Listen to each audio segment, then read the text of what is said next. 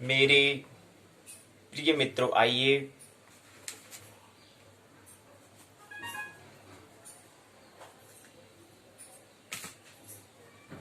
10 दिसंबर 2020 भूमंच ज्योतिष पाठशाला बीजेपी स्वाध्याय दिवस 89 मनोविज्ञान की 15वीं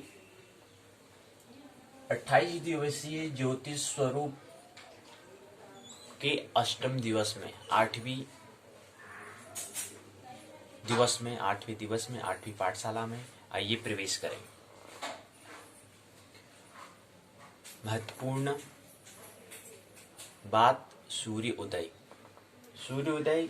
6:55 कल के ही समय में 6:55 से 7:55 1 घंटा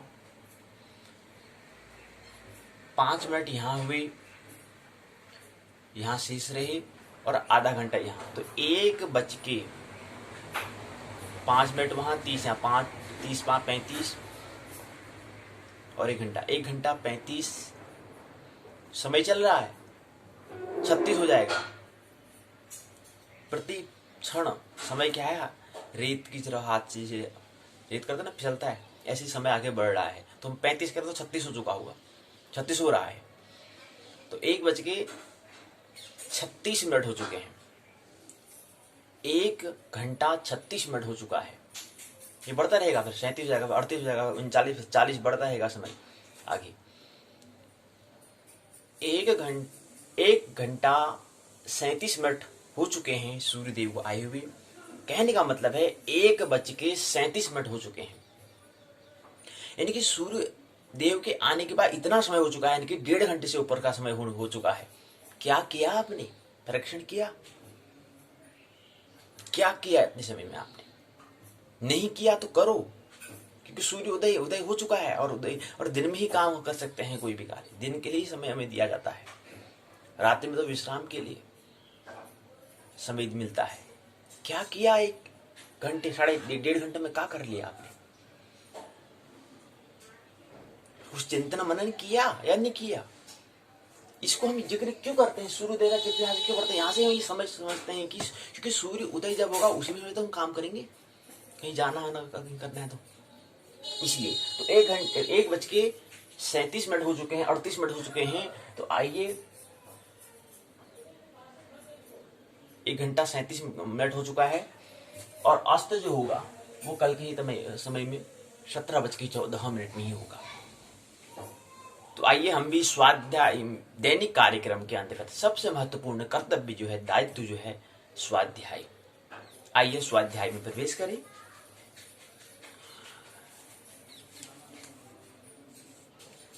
जैसे हम जानते हैं पाठशाला के 2 भाग, पाठ्यचर्या और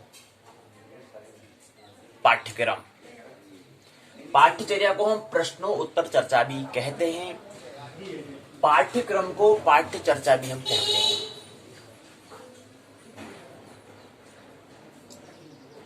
प्रश्नोत्तर चर्चा है तो आज यहाँ पर भी हमने कहा कि मनोविज्ञान की 14 दिन में वो हमने पाठ को समझ लिया है, 15वां दिन की पाठशाला हो रही है मनोविज्ञान की। तो यहाँ पर भी प्रश्नोत्तर चर्चा 2 दिन की रहेगी, इसलिए यहाँ पर भी इसमें क्या है, प्रश्नोत्तर चर्चा है। ज्योतिष स्वरूप के 28 दिवसीय के अष्टम दिवस में उसके स्वरूप को, नेचर को हम समझने का प्रयास कर रहे हैं। आज मुख्य प्रसंग रहेगा जन्म, चंद्र और वर्ग वर्ण आदि, जिसमें मतलब मुख्य प्रसंग रहेगा अष्टकूट, 8 कूट जो होते हैं उसको समझेगा। अष्टकूट में वर्णम वश्यम तथा तारा योनिश्च गृह मैत्रिकम गणकूटम भकूटम च नाड़ी चेते गुणाधिकाः, ये सूत्र को हम समझने का प्रयास करेंगे। इसमें 8 अष्टकूट होते हैं। जब वर वधु का मिलान होता है उसमें 8 कूट को भी लिखा जाता है, उसी को समझने का प्रयास, गुण को देखा जाता है, उसको यहाँ पे लेने का हम प्रयास करेंगे। इसमें पहले चरण में योनि को, दूसरे चरण में गण को, तीसरे में युजा को, चौथे में नाड़ी को, 5वें में वर्ण को, 6ठे में हंसक को, 7वें में वर्ग या वश्य कहते हैं इसको, उसको समझेंगे। 8वें चरण में राशि और वर्ण को, चरण 9 में नक्षत्र चरण और वर्ण को, 10वें चरण में अक्षर अक्षर वर्ग और वेद योनि को हम समझने का प्रयास करेंगे। इसको समझते हैं, लेकिन इससे पहले महत्वपूर्ण सूचना, जानकारी, हिंट, इशारा को समझना महत्वपूर्ण है। वह है पशु। एक शब्द है पशु, एक शब्द है कसाई। दो शब्द हमारे पास अभी हैं। इन दो शब्दों को थोड़ा समझने का पहले प्रयास हम करेंगे। और यहां से जो हम पशु और कसाई जो कह रहे हैं, यहां से हम मानवता क्या है, ह्यूमैनिटी क्या है, उसको हम समझने का प्रयास करेंगे इन दो शब्दों के माध्यम से। शरीर भी मिल जाना ही मानवता नहीं है, मनुष्यता नहीं है, ये ख्याल रहना चाहिए। पशु का मतलब क्या होता है, कसाई का मतलब क्या होता है, इन दो शब्दों को समझने का प्रयास करेंगे और वहां से मानवता, ह्यूमैनिटी क्या है, उसको हम समझने का प्रयास करेंगे इन दो शब्दों से। पशु का मतलब क्या होता है, जानवर, क्या जानवर ही होता है? पुनः विचार कर लेना है, मानवता क्या है। प्रश्नवाचक चिन्ह हमने यहाँ पर लगाया है, क्वेश्चन वाचक चिन्ह यहाँ पर उन्हें लगा रखा है, यहाँ पर प्रतीक है। मनुष्य जीवन मिल चुका है, पुनः विचार करो, पुनः अवलोकन करो, पुनः अपने आप को देखो, परखो, हम क्या कर रहे हैं। मानवता शरीर तो मिल चुका है। फिर यहां से ये सूत्र जो हम कहते हैं कि मोक्ष का द्वार, ऋषि मनीषियों ने कह रखा है, ये मोक्ष का द्वार कहने से द्वार नहीं है। उसकी मानवता को समझने के लिए उससे पहले हमें उसकी निम्नता, जो निम्न स्तर है, उसको समझना होगा। तब समझ में आएगा, हाँ यार ये मानवता वाकई में मानवता है और ऋषि मनीषियों ने ऐसे ही नहीं कहा है मोक्ष का द्वार है। पुनः विचार करना, पुनः मंत्रणा करना कि क्या हम मनुष्य बन पाए। मनुष्य शरीर में मिल गया, परमात्मा ने बहुत अनुकंपा कर दी, हमारे पास कृपा कर दी है, लेकिन क्या हम मानवता से, मनुष्यता से हम जी रहे हैं? क्या मानवता हम बने? इसको हम समझने का प्रयास पर करेंगे। तो पशु का मतलब होता है पाश में जो बधा हुआ। थोड़ा इसको वैज्ञानिक तल पर देखना, परीक्षण करना।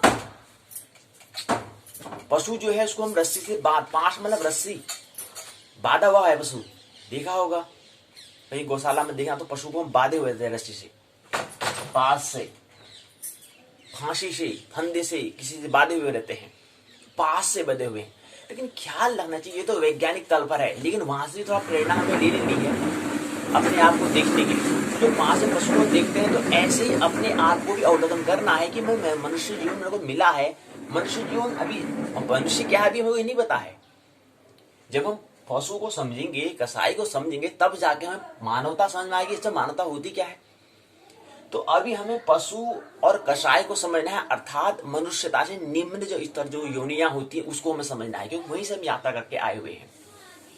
तो वैज्ञानिक तल पर हमें देखने में तो आ जाएगा, हाँ पशु रस्सी से बंधा हुआ है, लेकिन वहां से भी हमें क्या करना है, जो पशु जो हम देख रहे थे वो उसमें एक दर्पण का हमें कार्य करना है, ताकि उसमें हमें अपनी शक्ल क्या जाए, दिख जाए। स्वाध्याय का मतलब यही होता है, कोई दूसरा मतलब नहीं होता स्वाध्याय। हमने यहाँ पर स्वाध्याय लिखा है। स्वाध्याय का मतलब कि कोई भी चीज मिल जाए उसमें अपना दर्पण, वो दर्पण का एक मिरर का काम करे, ताकि उसमें मेरा चेहरा मिल जाए कि मैं कहां पर हूं।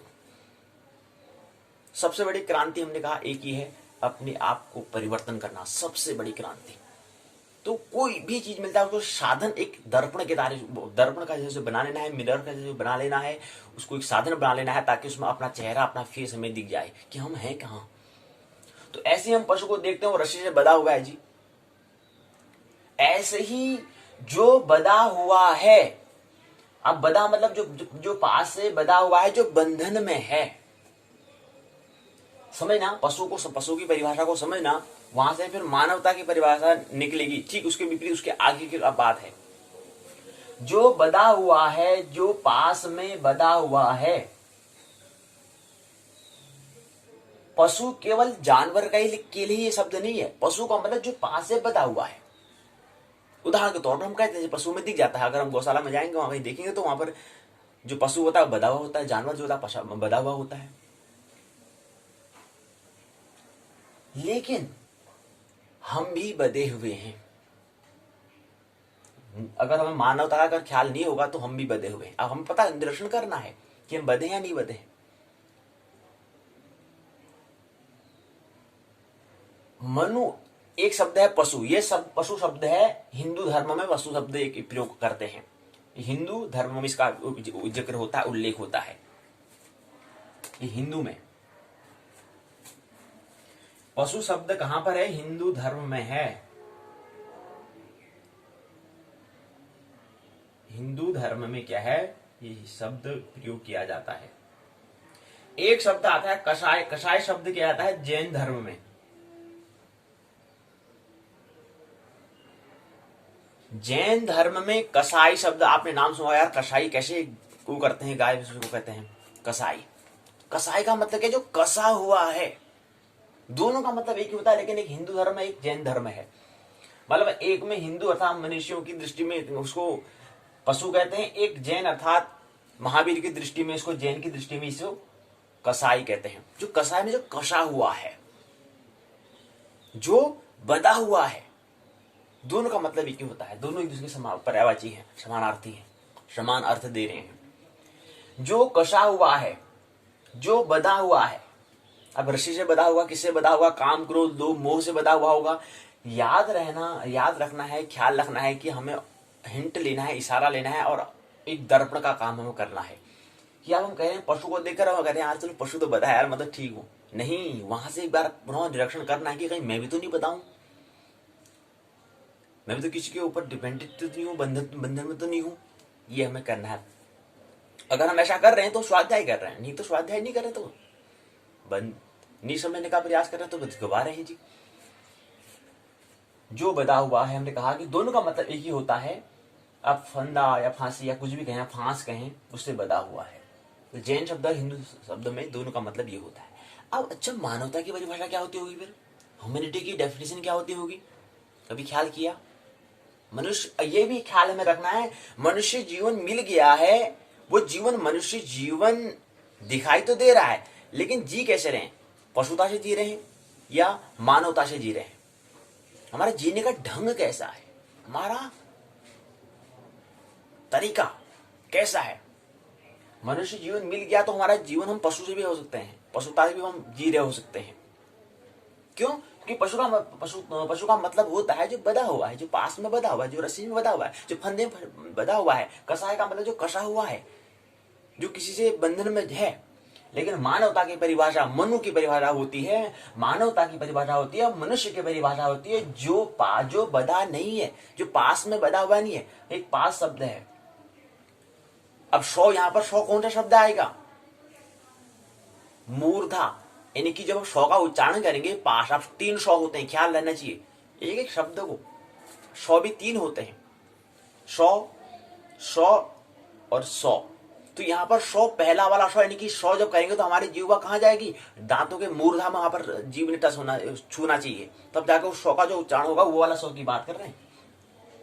100, 100, 100, तो 3 100 होते हैं, 100, 100, 100। तो पहला 100 जाता है नीचे दांत में, मूर्धा में, दूसरा फिर दंत, यानी कि दांत को यहां पर कर लेना चाहिए, दूसरा मूर्धा में, तीसरा वाला जो 100 आता है वो ठीक दोनों के मध्य में, मूर्धा ऊपर होता है, दांत या यहां पर इसकी जीवा स्पर्श करना चाहिए। 100, 100 और 100।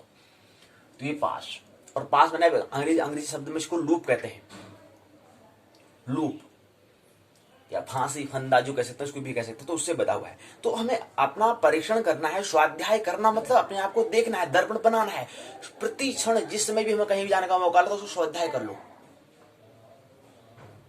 मानवता का मतलब वही, कहीं मैं पशुता भी तो नहीं जी रहा हूं, उसका अवलोकन परीक्षण करना। तो पशु का मतलब होता है जो बधा हुआ है, जो पास में बधा हुआ है, और उसको अगर वैज्ञानिक तौर पर देखते हैं तो हमें दिख भी जाएगा। गौशाला में जाएंगे तो वहां पर हमें दिख भी जाएगा, लेकिन बात वहीं पे पूर्ण नहीं होती हमारे लिए होती फिर अपने ध्यान में अपने आप को भी बैठना है, ध्यान से तो हमें जब हो जाना तो वहां पर भी हमें देखना, कहीं मैं भी तो ऐसे ही नहीं बताऊं जैसे पशु बता है, कहीं नहीं जा सकता, आना जाना कहीं नहीं कर सकता है, गौशाला में वहीं पर खाना देते हैं, वहीं पर रहता है, कहीं स्वतंत्र नहीं है, मुक्त नहीं है, वो स्वतंत्र नहीं है।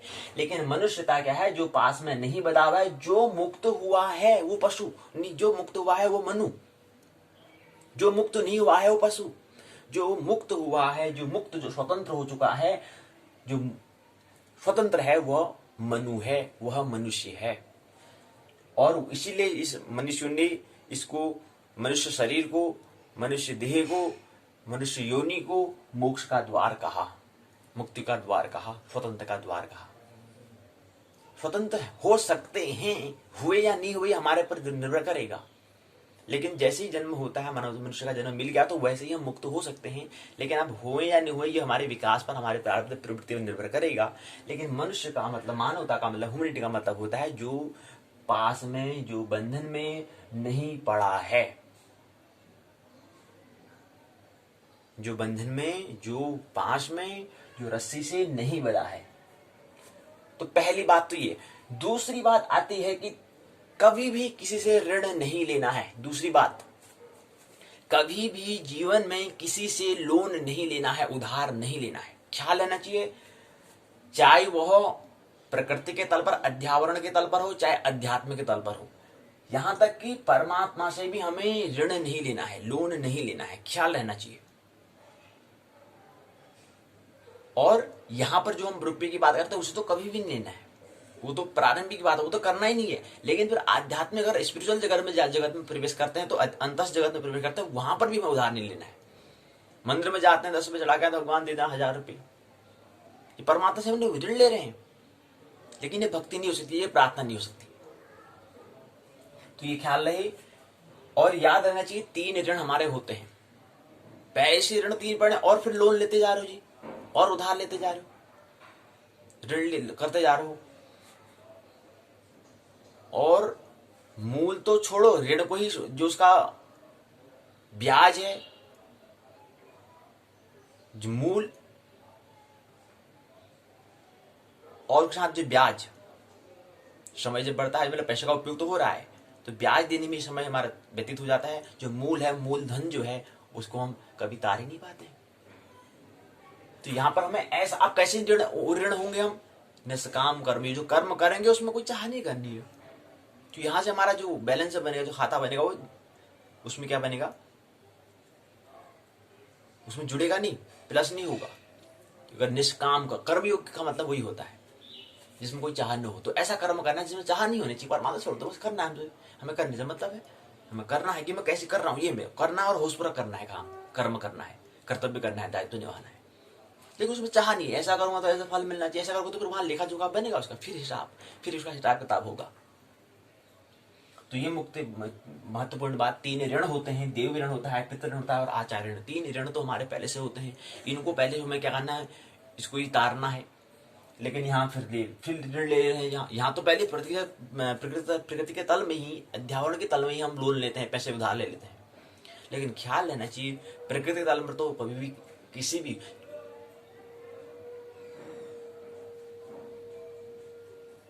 भिखारी के लिए तैयार रहना, लेकिन लोन उधार नहीं लेना। कम खा लेंगे, भूखे रह जाना, लेकिन लोन नहीं लेना चाहिए, ये ख्याल रखना। और ये ख्याल अगर आपको जब यहाँ पर आप रख रहे हैं, तो धीरे धीरे अंतर जगत में भी ये ख्याल हमें रखना है, ख्याल को बनाए रखना है कि कहीं परमात्मा से तो ऋण नहीं ले रहे हैं।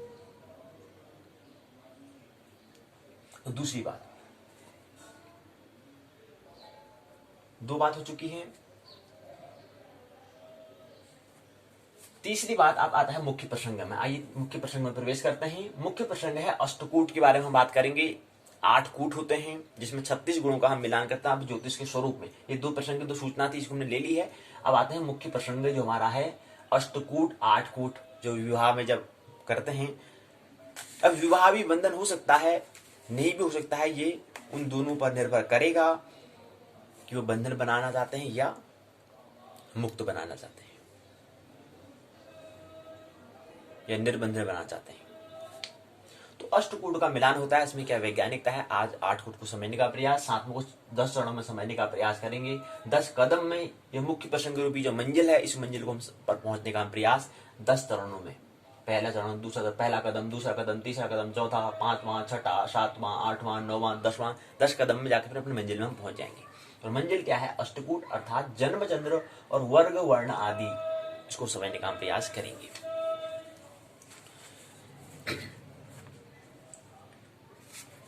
एक उससे पहले महत्वपूर्ण एक बात और ले लें।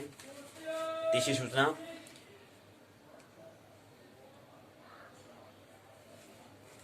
करियर कर्तव्य दायित्व का कोई भी ऐसा क्षेत्र नहीं है जहां पर इंटरनेट अंतर्जाल के प्रभाव से अछूता रह गया हो। अंतर्जाल के बिना निर्माण की बात सोचना ही बेकार है। इंटरनेट, पहले बिजली नहीं थी, इलेक्ट्रिसिटी नहीं थी। पहले बिजली केवल जब वर्षा होती थी उस समय वहां पर हमें बिजली का बस ख्याल था, लेकिन बाद में जब वैज्ञानिकों ने देखा, उस बिजली को उन्हें पकड़ने का प्रयास किया, आज प्रत्येक घर में, लगभग प्रत्येक घर में क्या है, बिजली है। गांव में छोड़ करके शहरों में, लगभग शहरों में तो है ही, लेकिन गांव में कुछ इलाकों को छोड़ के नहीं तो लगभग क्या है, प्रत्येक घर में बिजली है। इसका सृजन क्या है, पहले ऐसा नहीं था, पहले से बिजली नहीं थी तो उसको हमने वहां से सृजन किया। तो उसके बाद फिर बिजली है, फिर आगे और फिर हमारा इलेक्ट्रिसिटी, फोन इत्यादि चार्ज है उसी से होते हैं, इलेक्ट्रिसिटी से ही होते हैं। और आज बिना बिजली का कुछ भी कार्य नहीं होता है, इलेक्ट्रिसिटी की बिना कुछ भी कार्य नहीं होता। अब इलेक्ट्रिसिटी वाहन भी आने लग गए हैं। ई रिक्शा आपने नाम सुना होगा, इलेक्ट्रॉनिक्स रिक्शा। ये पहले भी रिक्शा था वो, अब वो इलेक्ट्रॉनिक्स से मतलब क्या है, विद्युत से चलने वाला है। ऐसे आ गए, फिर इलेक्ट्रॉनिक में अन्य वाहन भी आएंगे, आ रहे हैं, आएंगे। तो इलेक्ट्रिसिटी पहले नहीं थी, ये हमें ख्याल रखना चाहिए। इलेक्ट्रिसिटी का कहाँ से हमारी बात आई, कहाँ से हमने प्रेरणा ली, वो ली हमने जब बिजली, जब बारिश होती है, बिजली जब कड़कती है, तो उस बिजली को पकड़ने का प्रयास, उसको कैसे हम पकड़ें, तो पकड़ लिया, परिणाम हम देख रहे हैं, चिंतन। तो बिजली कैसी और क्या है और कैसे है, ये कैसे हुआ, इस पर विचार करना चाहिए। यहां से कुछ हमें आइडिया, कुछ विचार, कुछ हमें आइडिया हमें मिलेगा, कुछ विचार कुछ मिलेगा, कुछ सोचने का एक तरीका हमें मिलेगा, तो वहां से फिर कुछ और नया हम सृजन कर सकते हैं। और जीवन का मतलब है निरंतर सृजन। मृत्यु का मतलब और जन्म का मतलब क्या है, तो एक घटना होती है, लेकिन जीवन जो जन्म और मृत्यु के बीच में, जन्म, जीवन और जीर्ण, इन तीन हैं, प्रकृति के तीन गुण हैं। इसके मध्य में जीवन है, लाइफ है। लाइफ का मतलब होता है निरंतर सृजन, कुछ न कुछ सृजन, चाहे वो पेड़ पौधों से लेकर के हो। मनुष्य भी आगे कुछ सृजन करना चाहता है, आगे विवाह होगा, विवाह के अष्टकूट में हम विवाह की बात कर रहे हैं, ज्योतिष की बात कर रहे हैं, फिर आगे अष्टकूट का मिलान करते हैं, मतलब किसके लिए करते हैं, विवाह के लिए। और विवाह करने के बाद क्या होता है कि सृजन करते हैं, नई पीढ़ी का जन्म कर देते हैं। और इस पीढ़ी का जन्म होता है ताकि उससे हम उसको और कुछ और उसमें विकास करें, और उसको एक मानव, महामानव बनाने की ओर हम आगे संलग्न हैं। ऐसे पौधे, पेड़, वृक्ष सब क्या है, वो भी संलग्न है सृजन के लिए। निरंतर सृजन की बात, जीवन का मतलब है निरंतर सृजन की बात होती है। निरंतर सृजन ही जीवन है। निरंतर संलग्न कार्य लगे रहना, वह जीवन है, वह लाइफ है। तो ऐसे मनुष्य भी, ऐसे पशु पक्षी इत्यादि जो भी योनियां हैं, 4 प्रकार की योनियां, स्वदेश, उद्देज, अंडज, जरायु, 4 प्रकार के प्राणी संलग्न हैं, जुटे हुए हैं नई सृजन के लिए, उसमें और विकास करने के लिए, उसमें और कुछ डेवलपमेंट करने के लिए, उसमें कुछ विकास को, परिवर्तन करने के लिए संलग्न हैं, जुटे हुए हैं। 4 प्रकार के योनियां, 4 प्रकार के योनि, 4 प्रकार के जीव जो है, उस मनुष्य भी, अन्य प्राणी भी क्या है, संलग्न हैं, जुटे हुए हैं, कुछ और उसमें परिवर्तन करने के लिए, चेंजेस करने के लिए। विकास का मतलब होता है निरंतर परिवर्तन। प्रकृति में परिवर्तन निरंतर हो रहा है, तो हमें भी कुछ अपने परिवर्तन करना है। मानव से हमें महामानव की ओर में, सुपर ह्यूमन बीइंग हमें करना है, सुपर ह्यूमन हमें बनना है, सुपर ह्यूमन बीइंग हमें बनना है, महामानव हमें बनना है, उसकी ओर संलग्न है। तो जब हम महामानव की ओर हम कर रहे हैं, तो वहां पर क्योंकि इलेक्ट्रिसिटी का आविष्कार तो हो ही चुका है, विद्युत का आविष्कार हो चुका है, बिजली हमारे घर में है ही, वो हमारा क्या बन चुकी है, अब साथी ही बन चुकी है, मित्र ही बन चुकी है। तो उससे हम आगे हम क्या उपयोग कर सकते हैं, आगे फिर हम इंटरनेट का उपयोग हम करते हैं बिजली से, उसमें फिर अपना जो हमारा चलवाणी है, फोन है, उसका उपयोग हम करते हैं। तो वहां से संबंधित कुछ पर आगे हम अपना कर्तव्य दायित्व को हम करेंगे, तो वहां पर हमें इंटरनेट की हमें आवश्यकता होती है, उससे संबंधित कुछ सूचना है। कि कोई भी करियर, कोई भी कर्तव्य दायित्व हमें होता है, वहां पर कोई भी ऐसा क्षेत्र फील्ड नहीं है जहां पर इंटरनेट अर्थात अंतरजाल के प्रभाव से अछूता रह गया हो। इंटरनेट के बिना, अंतरजाल के बिना निर्माण की बात सोचना ही बेकार है। इंटरनेट के इस दौर में सूचना प्रौद्योगिकी, इंफॉर्मेशन टेक्नोलॉजी ऐसा सशक्त माध्यम, एक मीडियम बन चुका है जिससे शिक्षा, सूचना, मनोरंजन और व्यापार होने लगे हैं। इंटरनेट से जुड़ी कंप्यूटर संगणक पर एक बटन दबाकर मन चाहिए हम नौकरियां, मतलब कौन सा मेरा कर्तव्य होगा, नौकरी कौन से काम करने में मेरे को, मेरे स्वभाव के अनुकूल होगा, नौकरी की हम खोज कर सकते हैं। उसको इंटरनेट में जाकर के, अंतरजाल के माध्यम जाकर खोज, एक बटन दबाकर वहां से हम देख सकते हैं मन चाहिए अपनी जो स्वभाव के अनुकूल जो हमारा कर्तव्य दायित्व जो नौकरी है उसकी हम खोज कर सकते हैं। यह ज्ञान का एक कीमती और बेमिसाल जरिया है। इंटरनेट कनेक्शन के जरिए कंप्यूटर एक विश्वव्यापी नेटवर्क से जुड़ जाता है। जैसे जैसे इंटरनेट का विस्तार होता जा रहा है, इंटरनेट के क्षेत्र में करियर के अवसर भी, कर्तव्य जो है, प्रोफेशन जो है, उसके भी अवसर बढ़ते जा रहे हैं। आज हर किस्म की वेबसाइट जो है अपनी खास कॉलम में करियर विद अस का कॉलम भी रखती है। आप कंपनी की प्रोफाइल और जरूरत समझकर अपनी क्वालिफिकेशन और अनुभव के आधार पर सीधे अपना रेज्यूम यहाँ अपलोड कर सकते हैं। आजकल की ज़्यादातर वेबसाइट इस तरह तैयार की जाती हैं कि नौकरी तलाश करने वाले युवा वहाँ लगभग सभी तरह की जानकारी प्राप्त कर सके। मसलन आपका बायोडाटा, आपकी जीवनी किस तरह से लिखा जाए, एक प्रश्नवाचक चिन्ह है।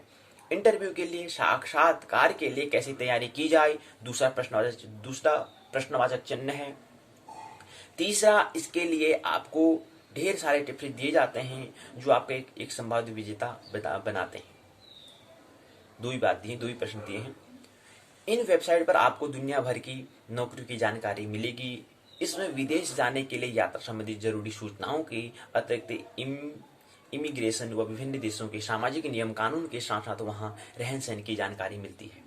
अगर कोई प्रतिभागी चयनित हो जाता है और वेबसाइट की तकनीक परीक्षा में असफल रहता है तो उसे नौकरी के लिए जरूरी तकनीकी जानकारी बढ़ाने की उपयोगी सहायता दी जाती है। नौकरी के लिए टेलीफोन साक्षात्कार देने में .com मदद करता है।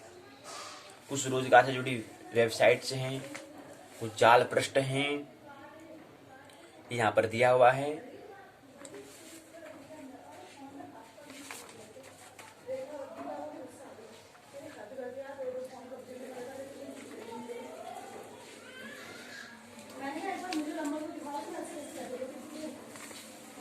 अब ये कुछ जानकारी थी। दूसरी जानकारी, सहायक प्रोफेसर और JRF जूनियर रिसर्च फेलोशिप के, और एक सीनियर रिसर्च फेलोशिप होता है। एक जूनियर होता है, एक सीनियर होता है, लेकिन जूनियर की बात कर रहे हैं। सहायक प्रोफेसर और जूनियर रिसर्च फेलोशिप जो है के लिए 55,872 लोगों ने उसको क्वालिफाइड किया, 19 को उसमें प्रवेश किया, क्वालिफाई कर लिया, प्राप्त कर लिया। और ये जो 55,872 है केवल 6.5% फीसदी है। किसके? 11,48,235 क्या 6.5% प्रतिशत, 6.5% कितना होता है? 55,872 होता है। तो 55,872 क्या हुए? वो परीक्षा उन्होंने दी तो उसमें परीक्षा में सफल हुए, उत्तीर्ण हुए। लेकिन JRF के लिए केवल 3,929 लोग सफल रहे।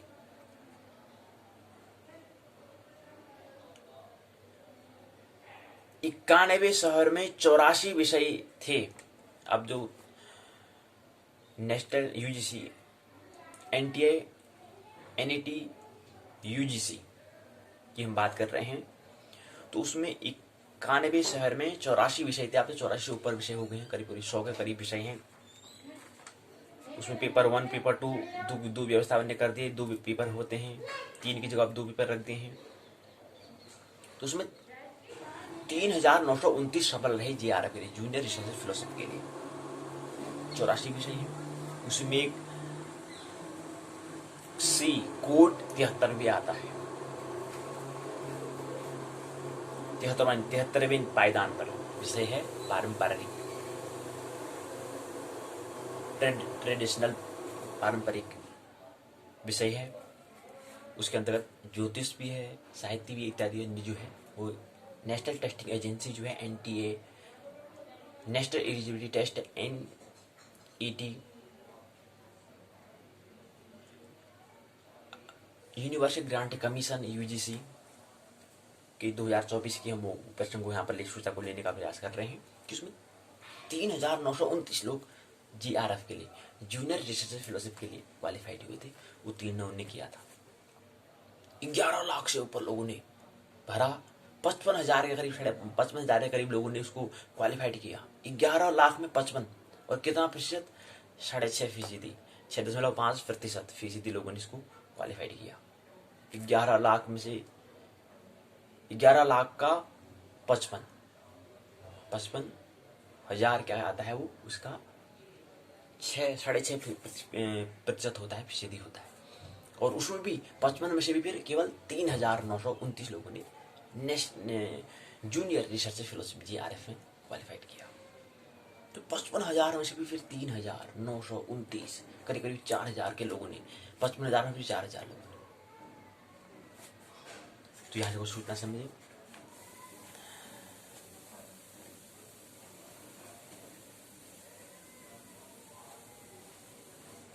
हमारा प्रसंग है अष्टकूट में। अष्टकूट में हम कह रहे थे कि 8 कूट होते हैं। जन्म कुंडली में वर्ग, योनि, गण, युजा, नाड़ी चक्र के नक्षत्र पर निश्चित किया जाता है कि पहले आइए हम अष्टकूट में, मुख्य अष्टकूट क्या है, 8 अष्टकूट समझते हैं, फिर उसके बाद आगे प्रक्रम को हम लेंगे। ब्याह में अष्टकूट मिलान की परंपरा है। 8 कूट में पहला आता है वर्ण, वस्य, तारा, योनि, धृमेति, गण, भकूट, नाड़ी। पहले में वर्ण आता है, पहले नंबर में, दूसरे नंबर में वस्य आता है, तीसरे नंबर में तारा, चौथे नंबर में योनि, पांचवें नंबर में गृहमेति, छठे नंबर में गण आता है। और पहले नंबर में तो प्रत्येक का क्या है, एक अंक इसमें मिलता है, एक गुण मिलते हैं। 1 गुण, 2 गुण, 3 गुण, 4 गुण, 5 गुण, 6 गुण, 7 गुण, 8 गुण, सभी का योग अगर करते हैं तो 36 गुण बनते हैं। यहाँ पर करके दिखाया गया है। 36 में से 18 दूना 36, कम से कम 18 गुण क्या होना चाहिए, मिलान होना चाहिए, मैचिंग हो जाना चाहिए। 18 से कम में लागू नहीं होता है ब्याह करने का। तो कम से कम 18, फिर उसके आगे कितने हो सकते हैं? 27 से अगर ऊपर होंगे तो फिर उत्तम कहलाएगा, सर्वोत्तम कहलाएगा। 27, 28 से ऊपर अगर गुण 28 ऊपर अगर मिलते हैं गुण, तो सर्वोत्तम गुण वो मिलान कहलाएगा। वो जो दंपति का जीवन होगा वो सर्वोत्तम जीवन होगा उनका, अगर गुण 28 से ऊपर मिल जाते हैं। टोटल 36 होते हैं।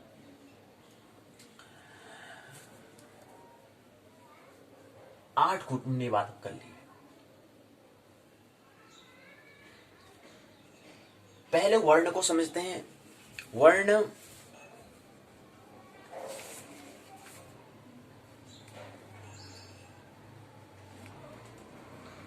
कर्क मीनालयो विप्राह, सिंहो मेषो धनुर नृपाः, कन्या वृषभ मृगा वैश्याः, शूद्रा युगमतुलालटा लाघटा।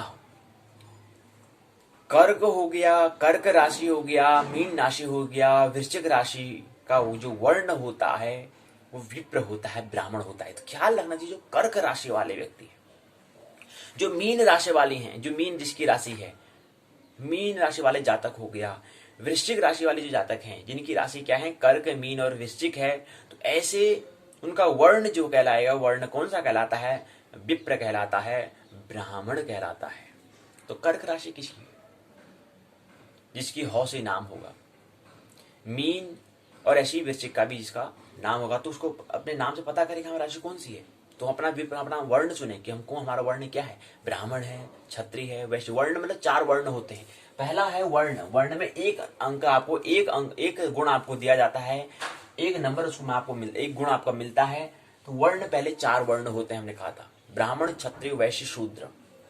अगर दोनों का वर्ण अगर मिल जाता है तो एक गुण उसमें मिल जाता है। तो सभी गुणों का योग करते हैं तो कितना गुण मिलते हैं?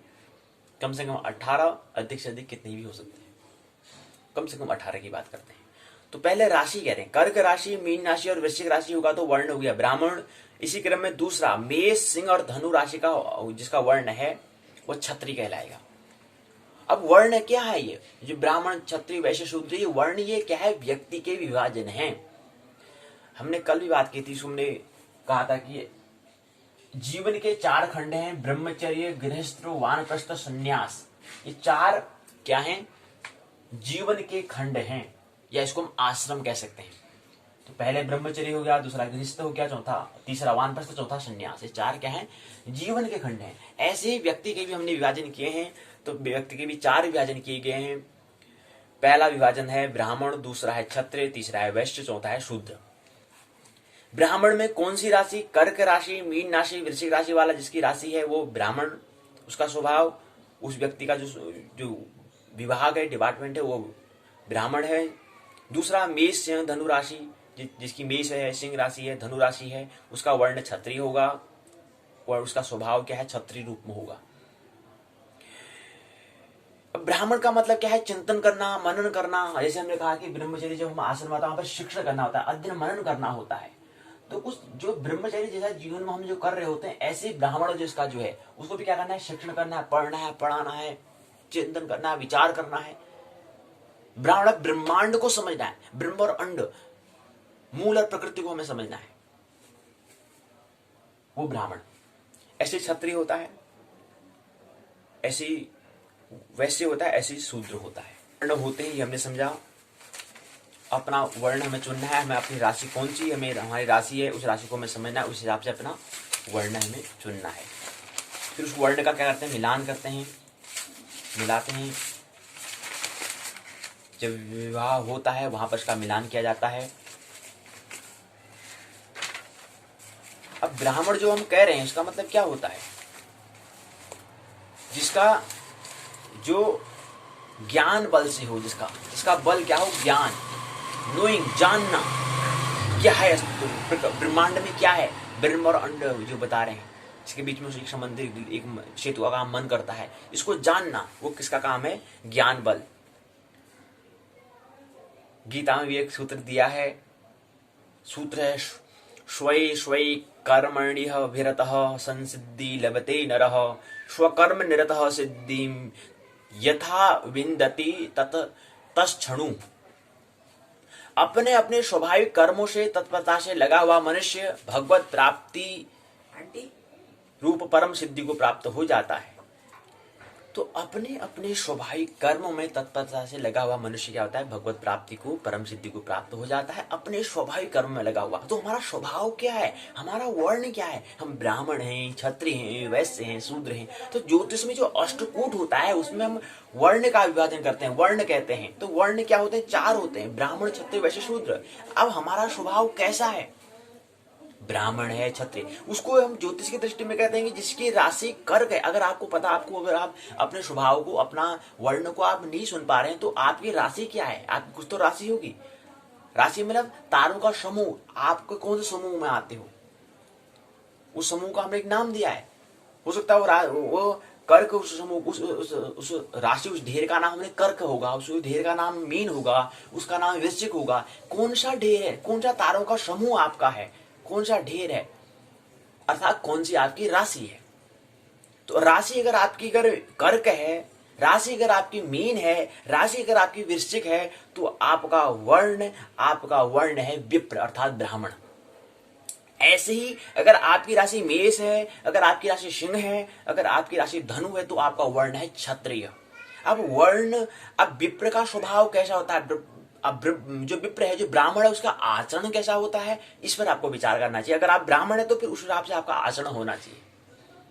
अगर आपका फिर वर्ण अगर आपका जो है क्षत्रिय है, तो फिर क्षत्रिय का आचरण कैसा होता है, उस हिसाब से आपका अनुसरण हमें करना चाहिए, उस हिसाब से आपको आचरण में लाना चाहिए, उस हिसाब से आपको व्यवहार होना चाहिए। तीसरा, जिसकी राशि वृषभ, कन्या, मकर है, तो उसका वर्ण वैश्य है। वैश्य का आचरण कैसा होता है? उसका व्यवहार कैसा होता है उसका अनुसरण, उसको उसको पहले समझे, उसका स्वरूप समझे, उसका आचरण कैसा होता है, उसका बिहेवियर कैसा होता है, उस हिसाब से अपना बिहेवियर हमें व्यवहार में करना चाहिए, व्यवहार में आचरण में लाना चाहिए। पहले उसको स्वभाव को तो समझे, वैसे का मतलब क्या होता है उसको तो समझे, तो सही स्वरूप तो समझे पहले, उसका स्वरूप कैसा है, उस हिसाब से फिर हमें आचरण अंतर से उसको लाना चाहिए। तीसरा आता है मिथुन तुला कुंभ। अगर किसी राशि मिथुन है, तुला है, कुंभ है, उसका वर्ण क्या होगा, शूद्र होगा। तो ये वर्ण है, तो पहले हम जो विवाह जब होता है अष्टकूट में, पहले वर्ण का मिलान करते हैं। और वर्ण का मिलान के लिए क्या होना चाहिए, अगले सूत्र में कहते हैं एको गुण संदृग वर्णे तथा वर्ण उत्तमे वरे हीन वर्णे वरे शून्यम को पयाहु सदृशे दलम। कहते हैं कि वर और कन्या, वर और वधु जो बंधन में, विवाह में जो बंधने जा रहे हैं, अगले नया कुछ अगला जीवन, दंपत्ति जीवन में, गृहस्थ में प्रवेश करने वाले हैं, तो वर और कन्या, वर और वधु को क्या करना है, एक ही वर्ण होने पर। अब ख्याल है सूत्र क्या बताया है, कह रहे कि एक ही वर्ण अर्थात ब्राह्मण ब्राह्मण, क्षत्रिय क्षत्रिय, वैश्य वैश्य, शूद्र शूद्र, एक ही वर्ण होने पर तथा वर का वर्ण कन्या से उत्तम होने पर एक गुण मिलेगा, एक अंक आपको दिया जाएगा, एक मार्क्स आपको मिलता है। वर का वर्ण अगर हीन है तो आपको एक अंक नहीं, 0 अंक आपको, 0 अंक आपको मिलेगा। वहां पर गुण की फिर गिनती नहीं आएगी, 0 हो जाएगा। तो ये हमें ख्याल रखना है। अगर समान होगा तो आधा गुण, आधा नंबर आपको मिलेगा, आधा मार्क्स आपको मिलेगा, आधा गुण आपको दिया जाएगा, आधा नंबर आपको दिया जाएगा। तो क्या है सूत्र, सूत्र यही है कि वर और कन्या का एक ही वर्ण होने पर, अगर एक ही वर्ण है और वर का वर्ण जो है कन्या से उत्तम है, मतलब बड़ा है, मतलब जैसे ब्राह्मण है, अब बड़ा है, थोड़ा ख्याल हमें ख्याल रखना चाहिए। ये बड़ा है कहने का मतलब कोई बड़े नहीं है, बड़े का मतलब कोई ऐसे इसको हमने ऐसे ऊपर नहीं रखा है कि एक कदम यहाँ, एक कदम यहाँ, एक कदम यहाँ, ऐसे नहीं है। ये ऊर्ध्वाधर नहीं खड़े हैं, ये हैं क्षैतिज में खड़े हुए हैं। क्षैतिज मतलब ब्राह्मण क्षत्रिय वैश्य शूद्र तीनों का तल एक ही है, ऐसे में नहीं है कि एक ऊपर है वैसे। चारों वर्ण समान होते हैं। और हमने ये भी कहा ख्याल रखना है कि कोई व्यक्ति, प्रत्येक व्यक्ति में चारों वर्ण होते हैं, ब्राह्मण भी होता है, क्षत्रिय भी होता है, वैश्य भी होता है, शूद्र, चारों वर्ण होते हैं। लेकिन उसकी दर, उसकी प्रधान क्या है वो हमें थोड़ा ख्याल रखना होता है। प्रधान थोड़ा कौन सा है,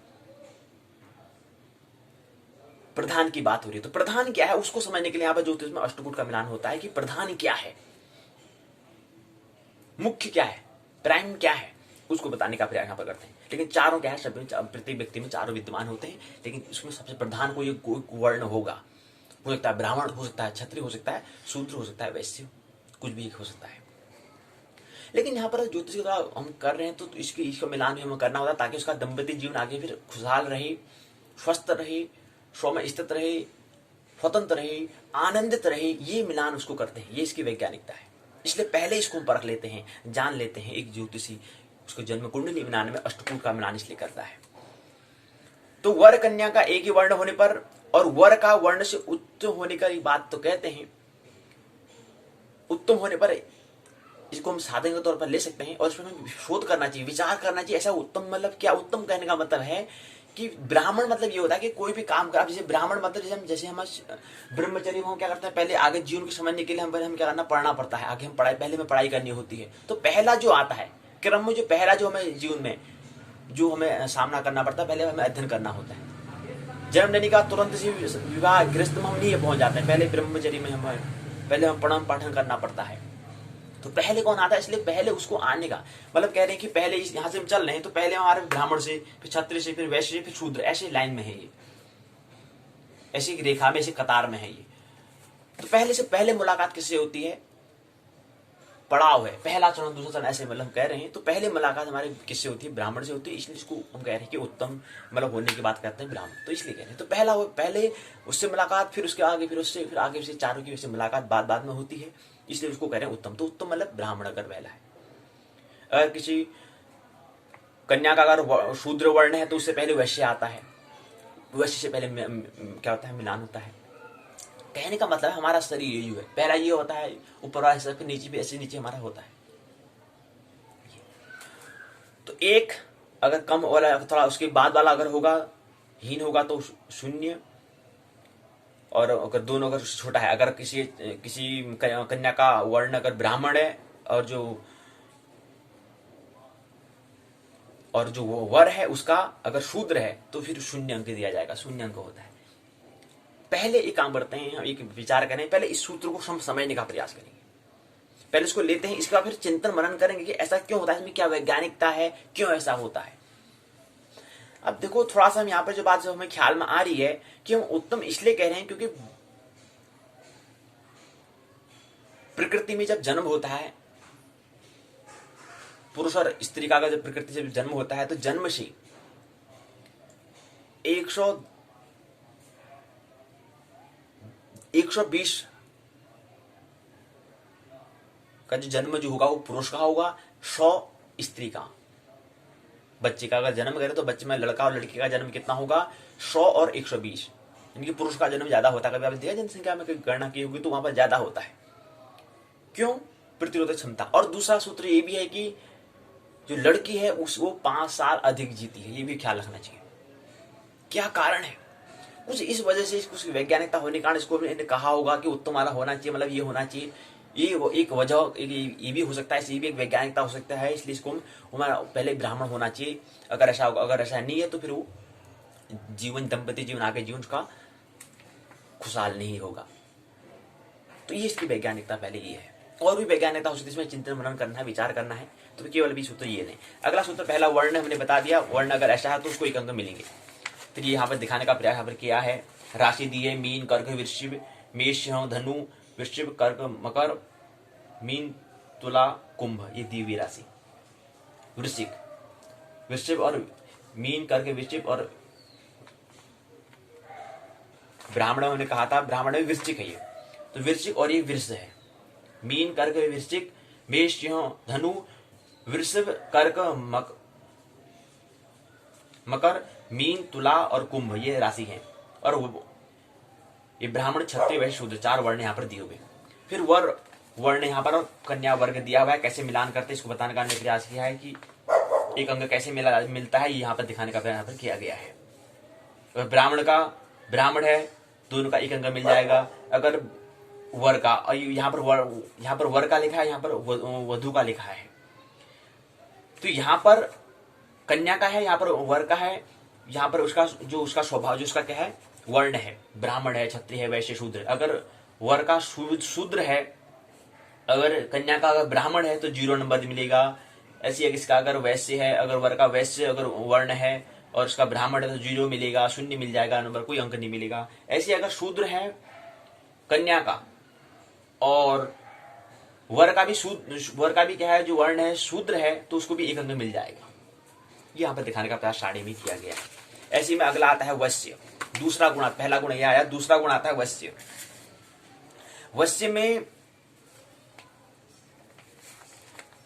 सिंह राशि के अतिरिक्त कई अन्य सभी राशियां नर राशि के वश्य हैं। सिंह राशि के अतिरिक्त कई अन्य सभी राशियां नर राशि के वश्य हैं और जलचर राशि भक्ष्य हैं। वृश्चिक के अतिरिक्त सभी राशि सिंह राशि के वश में है। राशियों के वश्य को व्यवहार से हमें ज्ञात करना चाहिए। वश्य ज्ञानार्थ द्विपदादि संज्ञा। कहते हैं कि मेष वृष सिंह धनु के उत्तरार्ध तथा मकर का पूर्वार्ध यह चतुष्ट पद है। मकर का उत्तरार्ध कुंभ मीन और जलचर राशियां हैं। कहने का मतलब है मेष वृष सिंह धनु का उत्तरार्ध, मकर का पूर्वार्ध, यह चतुष्पद है।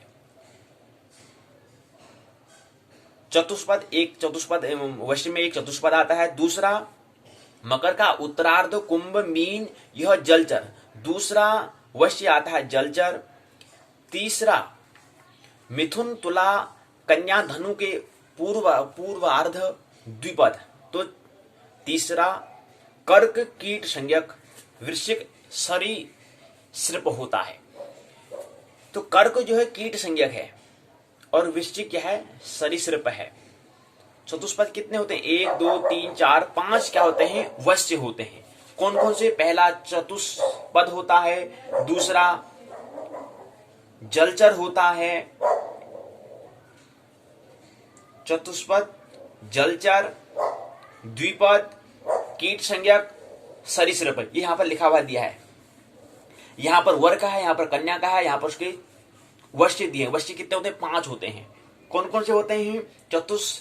चतुष्टपद होता है पहला, दूसरा द्विपद होता है, तीसरा जलचर होता है, चौथा कीट संज्ञक होता है, चौथा सरीसृप होता है और पांचवा है कीट संज्ञक होता है। तो ये क्या है? 5 वश्य होते हैं। वश्य गुण विभाग में क्या करना पड़ता है? संख्या, अगर मैत्री, वैर, भक्ष्य के 3 प्रकार के वश्य कूट होते हैं, तो वश्य के भी 3 प्रकार के कूट होते हैं। एक होता है मैत्री, मित्रता का, एक शत्रुता का, एक भक्ष्य का। यदि वर कन्या की राशि में परस्पर वर भक्ष्य हो तो 0 हमें अंक दिया जाएगा। 0 गुण होते हैं। अगर दोनों में मैत्री हो तो 2 गुण, दूसरा गुण, क्योंकि दूसरे नंबर में बच जाता है तो 2 नंबर मिलते, 2 गुण मिलते हैं। वश्य वैर हो तो 1 गुण, वश्य भक्ष्य हो तो आधा गुण आपको दिया जाता है, आधा गुण उसमें जोड़ते हैं। तीसरा आता है तारा। पहला हमने कहा कि वर्ण, दूसरा वश्य, तीसरा तारा आता है। तारा में क्या होता है? कन्या के नक्षत्र से वर के नक्षत्र तक की गिनती करके 9 का भाग देते हैं, तो पुनः वर के नक्षत्र से कन्या के नक्षत्र तक गिनती करके 9 का भाग देते हैं। यदि शेष 3 आए, 5 आए, 7 आए, तब अशुभ, अन्यथा शुभ होगा। अगर 3, 5, 7 अगर नहीं आ रहा है, 4 आ रहा है, 6 आ रहा है, 8 आ रहा है, तो वह शुभ होगा। अगर 3, 5, 7 आएगा तो अशुभ होगा। अब कैसे भी तारा का हम कैसे गणना करते हैं? तारा कूट का हम कूट कैसे करते हैं? उसके लिए कन्या के नक्षत्र से लेके, कन्या का नक्षत्र मघा है समझ लो, और वर का नक्षत्र अगर पुष्य है, तो यहां से लेकर के यहां तक हमें गिनती करनी पड़ेगी और इसको फिर 9 से भाग देना पड़ेगा। पुनः फिर हमें क्या करना पड़ेगा? पुनः वर की, पहले हमने कन्या अर्थात कन्या को हमने मघा कहा, मघा नक्षत्र से हमें पुष्य नक्षत्र तक हमने गणना की, फिर दूसरे में पुष्य से फिर मघा तक करनी पड़ेगी, उसको 9 से भाग देंगे। जो शेष आएगा, 3 आए, 5 आए, अगर 7 आए तो अशुभ होगा, तो वो जो यहाँ जीवन होगा वो अशुभ होगा, तो उसका फिर अंक आपको नहीं दिया जाएगा, मतलब शुभ नहीं, अशुभ है, खुशहाल नहीं होगा। तो यही हमें क्या उसमें वैज्ञानिक तक हमें खोज करनी होती है कि जांच पता करनी होती है उसका जीवन कैसी हो। तो 3, 5, 7 आएगा तो उसमें अशुभ रहेंगे, और 3, 5 के अलावा कुछ और अन्य अंक अगर आते हैं तो वह शुभ होगा। यहाँ पर करके दिखाया गया है। वर के बारे में तारा की संख्या बताई है और यहाँ कन्या के बता रखी है। 1, 2, 3, 4, 5, 6, 7, 8, 9 अंक में से कोई एक अवशेष जो आएगा उस हिसाब से समझ में पता चल जाएगा। तो क्या करना है? पहले कन्या से लेकर के वर के जो उसके नक्षत्र है वहां तक हमें गिनती करनी है, और 27 नक्षत्र होते हैं, तो वहां से लेकर वहां तक जो संख्या आई उसको फिर 9 से हमने क्या करा? भाग दिया। जो शेष आया उसको रहने दिया। उसका फिर पुनः हमने क्या करा? पहले हमने कन्या से वर तक करा था, अब वर से कन्या तक हमें फिर करानी पड़ेगी, पुनः गणना करनी पड़ेगी, तब जाके एक वर्तुल पूरा होगा, पूरा एक वर्तुल बनेगा। उसको फिर जोड़ेंगे, उसका फिर 9 से भाग देंगे, जो आएगा वो जो हिसाब से, अगर 3, 5 अगर 7 आ रहा तो अशुभ हो जाएगा, और इसके अलावा कुछ और अन्य आता है, 1 आता है, 2 आता है, 3 आता है, 3 नहीं आना चाहिए, 4 आता है, 6 आता है, या अगर आ रहे तो शुभ होगा। तो ऐसे हम फिर उसको अंक दिए जाएंगे। दोनों की शुभ तारा होने पर 3 गुण मिल जाते हैं। शुभ तारा, शुभ मतलब बताया, शुभ मतलब 3, 5, 7 के अलावा जो अंक आते हैं, जो संख्या जो शेष जो आएगा, तो 3 गुण उसके मिल जाएंगे। एक की शुभ रहेगी, दूसरी की अशुभ रहेगी, तो 1.5 अंक हमको मिलेगा। गुण तथा दोनों की अशुभ तारा होने पर 0 हमें 0 गुण दिया जाता है, 0 गुण देना पड़ता है। चौथा आता है योनि। योनि कूट क्या होता है? योनि अश्विनी सदभिषा की योनि अश्व होती है। अब योनि कितनी होती है? एक होता है अश्व। अब अश्व किसकी होती है? अश्व योनि। योनि कितने होते हैं? अश्व योनि हो गई। योनि कितने होते हैं इसको पहले विचार करें। पहला आता है योनि अश्व। स्वाति हस्त की महिष होती है योनि। धनिष्ठा पूर्व फाल्गुनी की सिंह होती है। भरणी रेवती की हस्ती होती है। पुष्य कृतिका की मेष योनि होती है। श्रवण पूर्व सांडा की वानर योनि होती है। उत्तर सांडा अभिजित की नकुल योनि होती है। मृगशिरा रोहिणी की क्या होती है, योनि होती है। तो योनि कितने हुए, एक अश्व, महिष दूसरा, हस्ती तीसरा, चौथा मेष, पांचवा वानर, छठा नकुल, सातवां सर्प, 7 योनि होती है।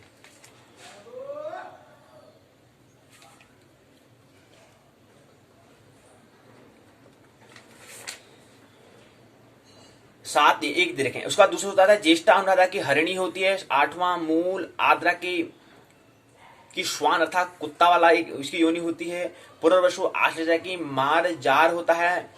मगा पूर्वाने की मूषक होती है। विशाखा चित्रा की व्याघ्र होती है। उत्तर फाल्गुनी और उत्तर भाद्रपद की गौ होती है, गौ योनि होती है।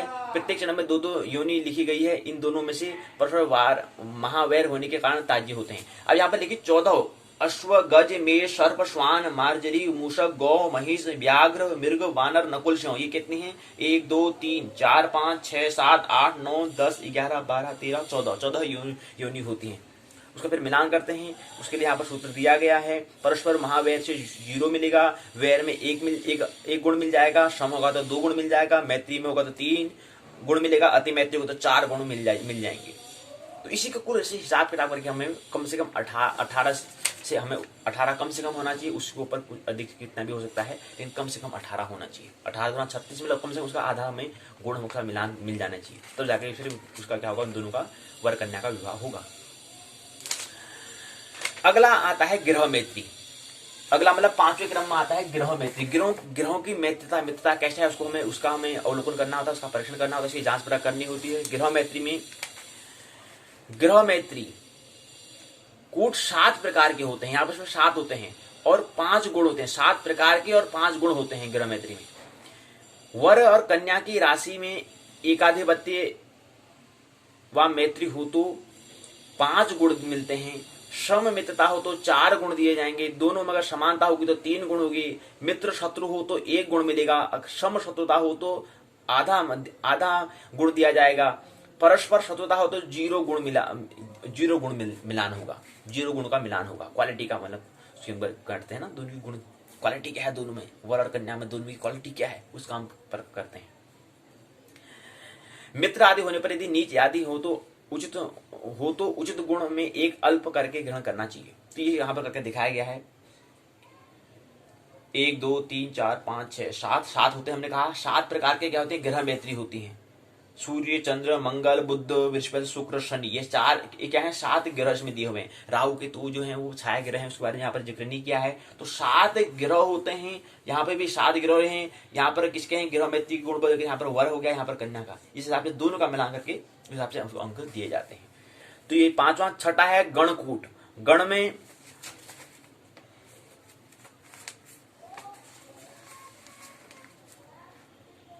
मघा, आश्लेषा, मूल, धनिष्ठा, शतभिषा जो नक्षत्र है, कृतिका हो गया, चित्रा नक्षत्र हो गया, विशाखा, ये सब क्या है, राक्षस गण। पहला गण आया राक्षस गण। तीनों पूर्वार्ध, 3 उत्तरार्ध, रोहिणी, भरणी, आद्रा, यह नर गण है। दूसरा गण आया अनुराधा, पुनर्वसु, मृगशिरा, श्रवण, रेवती, स्वाति और हस्त, अश्विनी, अभिजित, पुष्य, यह क्या है, देवगण है। स्वगण में परम प्रीति। तो गण कितने होते हैं, देव, नर और राक्षस। 3 गण होते हैं। कितने होते हैं, देव, नर और राक्षस 3 गण होते हैं।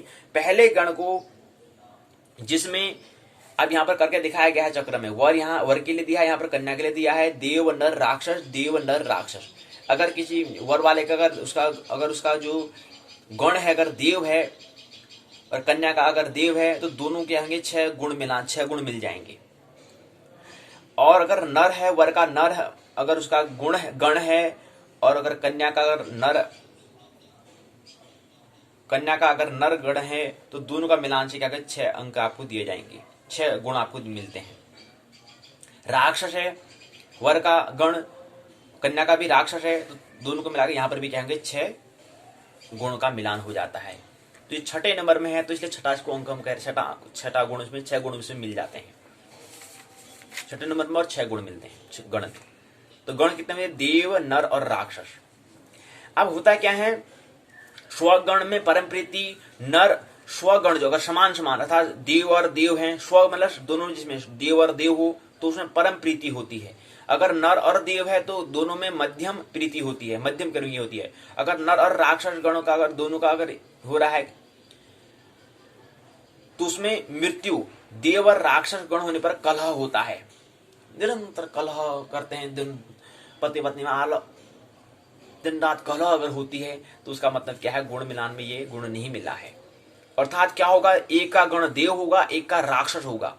अब राक्षस और देव एक दूसरे के भी विपरीत हैं, तो कलह तो होना अनिवार्य है, होना एक स्वाभाविक बात ही है, तो कलह होगा। अगला आता है अष्टकूट गणकूट में बताया, अपने ही गण का होने पर 6 गुण मिलेंगे, देव नर होने पर 5, देव राक्षस होने पर 1, नर राक्षस होने पर 0 गुण मिलते हैं, 0 गुण का मिलान होता है। यह हुआ हमारा छठा। 7वां है भकूट। वर एक और बता रहे हैं, एक बात और बताते हैं, कहते हैं कि राशि में मित्रता हो अथवा अंश के स्वामी मित्रता होने पर, गणादि दुष्ट होने पर विवाह पुत्र पौत्र को बढ़ाने वाला होता है। वर से कन्या, कन्या से वर की राशि तक गिनने से 6, 8 आवे तो मृत्यु, 9, 5 आवे तो संतान हानि, 2, 12 आवे तो दरिद्रता, अन्य में शुभ होता है। यानी कुल मिलाकर कहने का मतलब है 6, 8, 9, 5, 2 और 12।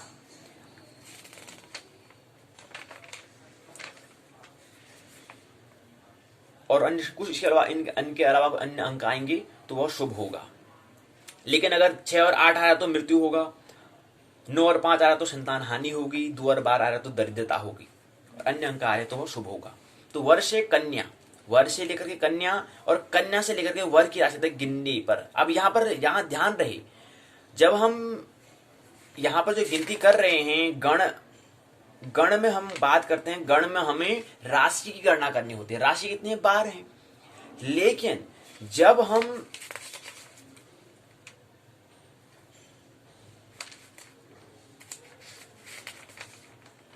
तारा की गणना करते हैं तो वहां पर हम नक्षत्र की गणना करते हैं। थोड़ा ये ख्याल हमें रखना चाहिए, तारा में हम नक्षत्र की, यानी कि कन्या से लेकर के वर के, कन्या का नक्षत्र जो है और वर का नक्षत्र जो है वहां तक हम गणना करते हैं पहले अर्ध में। दूसरे अर्ध में हम कन्या से वर से फिर कन्या तक, तब जाके एक वर्तुल पूरा होता है। तो यहाँ पर हम किसकी गणना करते हैं, नक्षत्र की। किसमें, तारा में। तीसरे नंबर की जो अष्टकूट में तीसरे नंबर में आता है कूट जो आता है वो तारा होता है।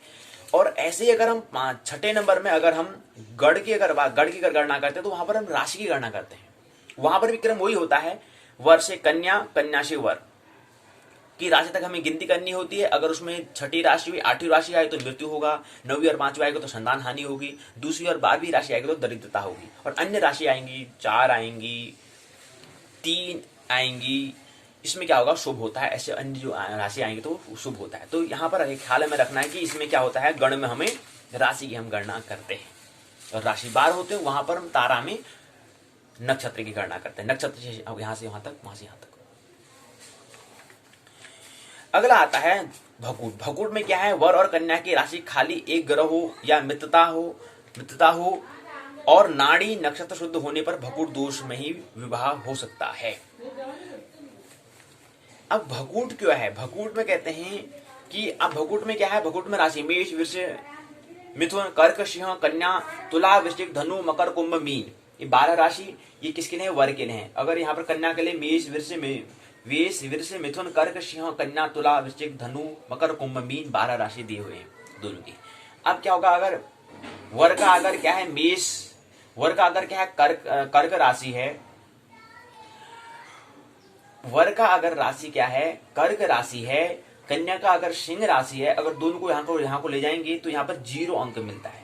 क्या मिलता है, 0 गुण का मिलान में यहाँ पर 0 अंक मिल रहा है, 0 गुण मिल रहे हैं, कोई गुण का मिलान नहीं हो पा रहा है। अगर कन्या अगर है तो यहाँ पर अगर यहाँ पर वर का अगर क्या है कर्क है, अगर कन्या के राशि का कन्या है तो इसके गुण में क्या हो रहा है, 7 गुण मिल रहे हैं, और 7वें नंबर में आता है भकूट, तो 7 पूरे अंक मतलब पूरे गुण मिल जा रहे हैं, 7 के 7 गुण मिल जा रहे हैं। तो ये रहा। तो ये क्या है, इसमें हम केवल ऐसे हिसाब हम लगा लेंगे, ये चक्र हमें याद रहना चाहिए, ये चक्र हमें मतलब ये चक्र हमें ध्यान देना चाहिए, इस चक्र के हिसाब से हम गणना कर लेंगे। अगर आठवां अष्टम में आठवां कूट आता है वो है नाड़ी। नाड़ी में क्या होता है, आठवां नंबर का है और उसमें 8 गुण का मिलान होता है। सबसे महत्वपूर्ण गुण होता है ज्येष्ठा, मूल, आद्रा, पुनर्वसु, उत्तर फाल्गुनी, हस्त, शतभिषा, पूर्व भाद्रपद, अश्विनी, ये क्या है, आदि नाड़ी कहलाते हैं। जिसका नक्षत्र ज्येष्ठ है, मूल है, आद्रा है, पुनर्वसु है, उत्तर फाल्गुनी है, हस्त है, शतभिषा है, पूर्व भाद्रपद, अश्विनी, ये नाड़ी जिसकी है तो उसकी नाड़ी आधी नाड़ी कहलाएगी। आदि, आधी नहीं, आदि, आदि और अंत होता ना, आदि नाड़ी कहलाएगी। पुष्य, मृगशिरा, चित्रा, अनुराधा, भरणी, धनिष्ठा, पूर्वषाढ़ा, पूर्व फाल्गुनी, उत्तरा भद्रा, ये अगर जिसकी नक्षत्र जिसका है तो उसकी नाड़ी क्या कहलाएगी, मध्य कहलाएगी, मध्य नाड़ी कहलाएगी। अगर किसी की स्वाति, विशाखा, कृतिका, रोहिणी, आश्लेषा, मघा, उत्तराषाढ़ा, श्रवण, रेवती जिसका नक्षत्र है तो उसकी नाड़ी अंत्य नाड़ी कहलाएगी। वर कन्या की एक नाड़ी में विवाह अशुभ होता है। अगर दोनों की कन्या क्या हो जाएगी, अगर वर और कन्या की एक नाड़ी, एक ही नाड़ी है, दोनों की अगर आदि आदि है, दोनों की मध्य मध्य, दोनों की अंत होगी तो वह क्या कहलाएगा, विवाह, जो ब्याह होगा वो अशुभ कहलाएगा। अगर कर भी लेंगे तो फिर आगे जीवन क्या बन जाएगा, पूरा कथा बन जाएगा, आनंद मौसम पूरे जीवन नहीं जी पाएंगे, ये रहेगा। तो ये बताने का मतलब नाड़ी कितने 3 होते हैं, आदि, मध्य और अंत्य। अब आदि में क्या आता है, इसमें ये नक्षत्र दिए हुए हैं, मध्य में ये नक्षत्र दिए हुए हैं, अंत में तो 1 2 3 4 5 6 7 8 9 9 30 27, यानी कि एक नाड़ी में 9 नक्षत्र आते हैं, 9 30 27।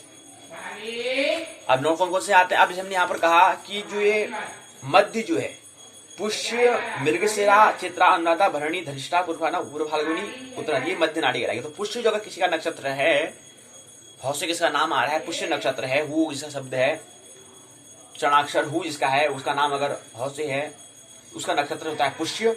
पुष्य वाला मतलब क्या, उसकी नाड़ी मध्य होगी, क्या होगी, मध्य होगी, क्योंकि यहाँ पर पुष्य नक्षत्र ये लिखा है।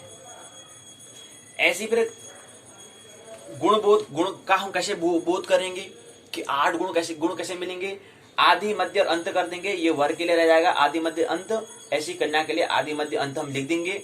चक्र का कैसे चक्र का निर्माण होता है उसको देखेंगे, ये चक्र बनाया है।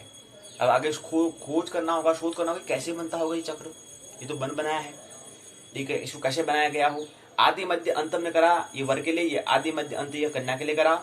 अब दोनों में अगर आदि दोनों में तो 0 अंक में 0 गुण मिलान होता है। अगर वर का मध्य है, कन्या का आदि है तो 8 गुण मिल जाएंगे। अगर वर का अंत है नाड़ी और कन्या का आदि है तो तब भी क्या 8 गुण मिल जाते हैं।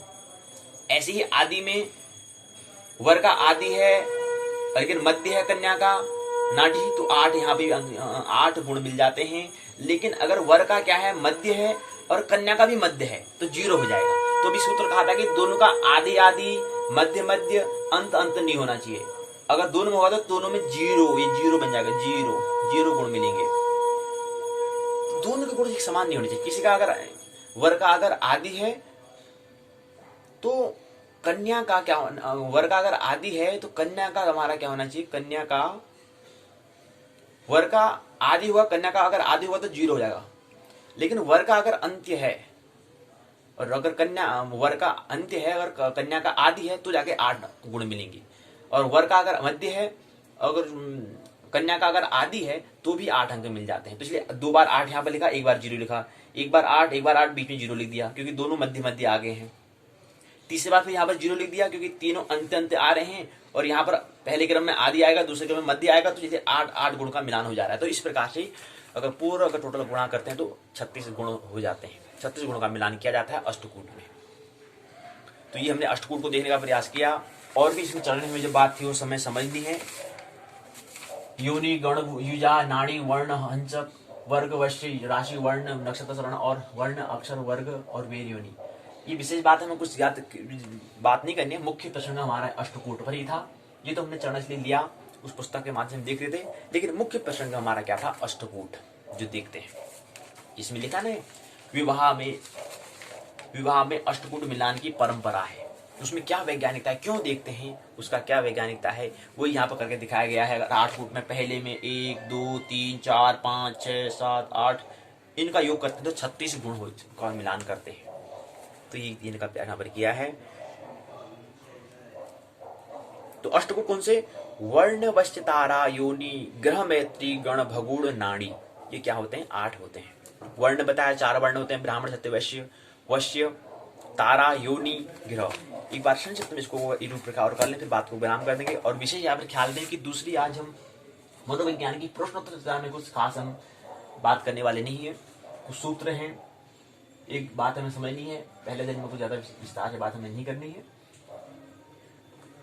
बाकी कल हमने इसमें बात कर ही ली है। एक सूत्र है, इसको भी लेंगे। उससे पहली बार हम इसी पुनरावृत्ति कर लेते हैं 8 कूट में। पहले हमने कहा 8 प्रकार के गुण होते हैं। पहला वर्ण होता है, हमने कहा कि कर्क मीन वृश्चिक, क्या कहा हमने कहा जिसकी राशि क्या होगी, कर्क मीन वृश्चिक होगी, तो जिसकी राशि है मेष धनु वृषभ कर कन्या मकर मीन तुला कुंभ। फिर गुण कैसे मिलान करते हैं, हमने कहा ब्राह्मण ब्राह्मण तो 1 अंक मिलेगा, ब्राह्मण ब्राह्मण अगर दोनों का ब्राह्मण इसका भी ब्राह्मण, वर का भी ब्राह्मण और कन्या का ब्राह्मण तो 1 अंक मिल जाएगा, इसका वर का भी ब्राह्मण है और कन्या का भी ब्राह्मण है तो 1 अंक मिल जाएगा। तो दोनों का अगर ब्राह्मण ब्राह्मण होगा तो जाके 1 अंक मिल जाता है। ये हमने देखा। उसका फिर वश्य में देखा, वश्य में हमने 1 2 3 4 5 वश्य होते हैं, 1 2 3 4 और 5, यानी कि 4 वर्ण में 4 वर्ण होते हैं, ब्राह्मण क्षत्रिय वैश्य शूद्र। वश्य में 5 वश्य होते हैं, वो हमने देखा 1 2 3 4 5। उसके बाद फिर हमने वश्य के बाद अगला जो तीसरा था तारा। तारा में हमें कैसे निकालते हैं, हमने कहा कि कन्या के नक्षत्र से वर के नक्षत्र तक गिनती करनी है, 9 से भाग देना है, गिनती आएगी फिर 9 से भाग देना है। पहली बात, पहला आधा भाग, दूसरे भाग में फिर वर के नक्षत्र से कन्या के नक्षत्र तक जाना है, गिनती करनी है, जितना उनका योग करना है उसके बाद फिर 9 से भाग देना है। उन दोनों के बाद शेष जो आएगा उस हिसाब से क्या करते हैं, तारा का हम गणना करते हैं, तारे के गुण का मिलान करते हैं। उसके बाद फिर चौथे नंबर में योनि देखा। योनि हमने कहा कि इतनी योनि है, कितनी योनि है, 14 योनि है, 1 2 3 4 5 6 7 8 9 10 11 12 13 14 योनि होती हैं, अश्व से लेकर के सिंह तक। नकुल वानर मृग व्याघ्र महिष गौ मूषक माजरी श्वान सर्प मेष गज और अश्व, ये 14 योनि होती हैं। इसको कैसे निकालते हैं ये हमने देखने का प्रयास यहाँ पर किया। ये इस हिसाब से यहाँ से कर लेंगे हम, ये वर के लिए कर लेंगे या कन्या के लिए कर लेंगे, यहाँ से हिसाब करके हम कई सारणी से इस चक्र से हम निकाल लेंगे कि कितने गुण का मिलान हो पा रहा है। फिर लेकिन शोध क्या करना है कि चक्र कैसे बनता होगा, इस पर हमें विचार करना चाहिए। अगला फिर आता है ग्रह मैत्री, ग्रहों की मित्रता के बारे में देखते हैं। वो हमने कहा कि ग्रह 7 होते हैं, सूर्य चंद्र मंगल बुध बृहस्पति शुक्र शनि, 7 ग्रहों से लेकर के यहाँ पर भी ये कन्या के, ये वर के लिए, ये कन्या के लिए, इस हिसाब से इस चक्र बनाते हैं। यहाँ पर 0 अंक मिल जाएगा। ये जो 2 खड़ी लाइन है आधा को दिखा रहा है। अगला छठे में गण कहा हमने, गण में हमने कहा कि गण कितने होते हैं, 3 गण होते हैं, देव नर राक्षस, दोनों के गण की हमने बात की थी, कैसे हमें ये छठे नंबर में आता है। 7वें नंबर में हमने कहा भकूट, भकूट के लिए हमें क्या करना पड़ता है, यहाँ पर राशि की हमें राशि देखनी पड़ती है। ये राशि 12 राशि है, उसको देखना पड़ता है हमको।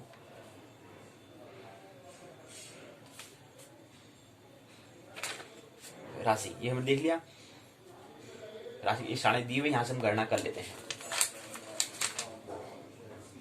ग्रह मैत्री में हमें क्या करना पड़ता है, ग्रह मैत्री में हमें ये देखना पड़ता है, हमें ये। उसके बाद भकूट में हमने देखा, फिर हमने नाड़ी देखा, नाड़ी 3 होती है, हमने इसके देखा कि सारणी हमें दी हुई कैसे 0 में मिलती है, तो ये हमने देखने का प्रयास यहाँ पर किया। अब हम अंतिम बात यहाँ पर कर लेते हैं, वो है